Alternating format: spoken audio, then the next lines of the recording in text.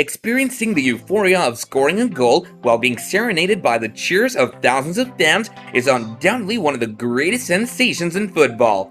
However, certain players have become accustomed to hearing derogatory remarks from the crowd instead. Here are some of the most despised players in football history, and believe me, the last one will shock you. Welcome to Football Legacy. Don't forget to like and subscribe and turn on the notifications. Luis Suarez. Undoubtedly, Luis Suarez is among the greatest strikers of his generation. However, despite his exceptional skills, he's also one of the most reviled players in football. Shockingly, Suarez has beaten not one, not two, but three opponents, resulting in a 26-game ban for sinking his teeth into fellow players. Moreover, the biting incidents aren't even the most controversial events of his career. While playing for Liverpool, Suarez was found guilty of racially insulting Manchester United left-back Patrice Evra. And if that wasn't enough, Suarez is also known for frequently diving on the field, although to his credit, he's known for recovering from injuries quite quickly. Sergio Ramos. As a Real Madrid fan, there's no doubt that you'll hold Sergio Ramos in high regard. He's an exceptional defender who's amassed several trophies with the club. However, if you're not a supporter of Real Madrid, your perception of Ramos might differ. With 26 red cards, Ramos holds the record for being sent off more times than any other player in La Liga history. He's widely considered as one of football's most infamous troublemakers, known for his physicality and rough tackles on opponents. While Madrid fans love his confident and self-assured demeanor, it can rub other fans the wrong way. In particular, Liverpool supporters hold a strong grudge against Ramos after he injured Mohamed Salah during the 2018 Champions League final. Diego Costa. Diego Costa has famously stated that he doesn't bring his work home with him, which is probably for the best. Otherwise, he might find himself pulling his children's shirts and diving over the kitchen table. Costa is known as football's most prominent provocateur, relishing in getting under his opponent's skin. Just ask Seamus Coleman, who was taunted by Costa after scoring an own goal against Chelsea in 2014, or ask Gabriel Paulista, who's been egged on by Costa and ultimately kicked him during a Chelsea vs Arsenal match. Even his teammate Kurt Zuma once accused Costa of being a frequent cheater, saying, "This guy likes to cheat a lot." Joey Barton. Joey Barton, unlike Luis Suarez and Sergio Ramos, was never a world-class player and is perhaps more renowned for his notoriety than his footballing abilities. One of his earliest offenses occurred when he stubbed a cigar in the eye of a youth team player during a night out, a reprehensible act. A few months later, he was sent back for Manchester City's preseason tour of Thailand for assaulting a 15-year-old. In another instance, Barton was involved in a training ground altercation with a teammate that resulted in a 4-month suspended prison sentence. His transgressions weren't limited to off-field incidents either. During a match between QPR and Manchester City, Barton elbowed Carlos Chavez, kicked Sergio Aguero, and even attempted to headbutt Vincent Kompany. Carlos Chavez. Carlos Chavez has a history of being embroiled in controversies. He gained notoriety when he signed with West Ham in 2006. The club was fined heavily for breaching regulations regarding third-party ownership, as its registration was held by Media Sports Investment. Even though that wasn't his fault, he has been responsible for other actions that have turned people against him.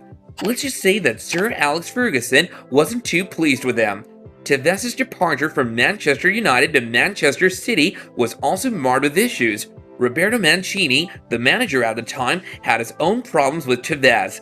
At one instance, Chavez refused to come on as a substitute for Man City, causing tension within the team. He then spent the next few months playing golf in Argentina while his teammates were fighting to win the Premier League. Neymar. There's no denying that Neymar is one of the most talented footballers on the planet. However, he's also one of the most disliked players in the game today. This is largely due to his behavior both on and off the pitch. Neymar is known for his love of parties and his extravagant lifestyle, which he makes no effort to conceal. While it is his prerogative to do what he likes off the field, these antics have earned him a fair share of detractors. However, most of the criticism directed at Neymar stems from his attitude on the pitch. The Brazilian is known for diving and spending a significant amount of time writhing around on the ground. In addition, his decision to join PSG in 2017 was met with condemnation, as many believe he had made the move purely for financial gain. However, it's unfair to suggest that he took a step down by leaving Barcelona, as the Catalan club has hardly set the world alight since his departure. Emmanuel Adebayor. Once an Arsenal hero, Emmanuel Adebayor's reputation among fans took a nosedive when he moved to Manchester City, accused of prioritizing money over loyalty. But it was his actions on the pitch that really soured his relationship with Arsenal supporters. After scoring for City against Arsenal, Adebayor ran the length of the pitch to celebrate in front of the Gunners' fans. Throughout his career, Adebayor was known for falling out with managers, teammates, and opponents alike.